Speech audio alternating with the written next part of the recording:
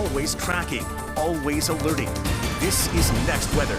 Everybody, so Melissa, a historic hurricane making landfall earlier today at noon into southwestern parts of Jamaica. I'm standing right where it made landfall, the eye here. It's just an incredible storm with winds of 185 miles an hour. Take a look at the categories here. We've never had a 190, right? So this essentially ties for the top three as far as hurricane landfalls go. When we're talking about wind speeds, not pressure, that's a whole different deal, but this is important, right? Look at that, 185 Labor Day.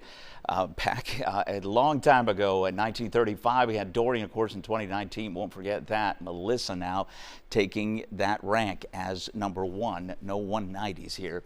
And then we had, of course, Irma back in 2017 with 180 mile an hour winds. The storm is still pretty formidable here right now. It continues to churn up, and now so we lost, weakened a little bit over the last several hours as it moved through Jamaica, as you can imagine. But right now it is back to Category 4 status. That is the latest advisory from the National Hurricane Center with winds of 130 miles an hour. This will likely increase even a little bit more so as far as the intensity as it bears down on Cuba as we speak, and that will continue moving off to the north and east. There is the eye, quite discernible now on satellite imagery. It had closed up, which is an indication of a weaker storm, but not so much now as we continue to see that. I mean, the eye wall will be inland, I think, over the next several hours, overnight into the very early part of tomorrow. Let's check in on the forecast and talk about where this thing is going to be headed, because it's not just to Cuba, it's going to be Jamaica, or it's going to be the Bahamas as well over the next few days. In 12 hours, we have it northeast of Cuba, so this is going to be on the eastern side. We're going to have torrential amounts of rain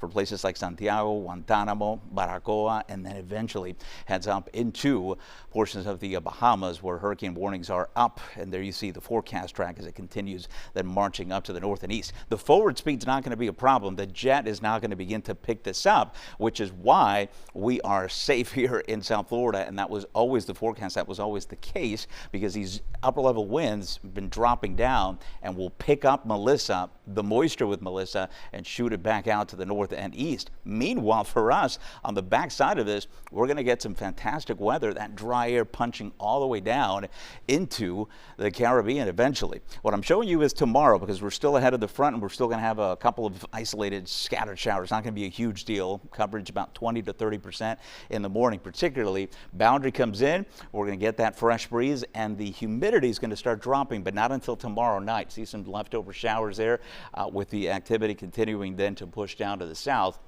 And this kind of tells the story, right? The humidity drop is going to be significant. It is going to feel like fall finally, and it is here across South Florida. No alerts to the Atlantic waters of the Florida Keys. I'll leave you with this shot. This is Halloween morning.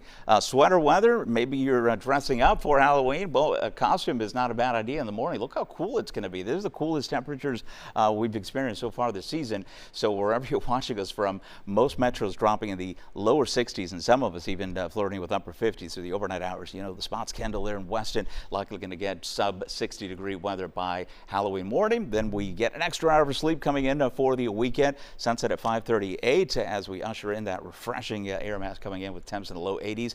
Moisture returns though for early next week. That'll be after the weekend with a few showers back in the forecast, guys.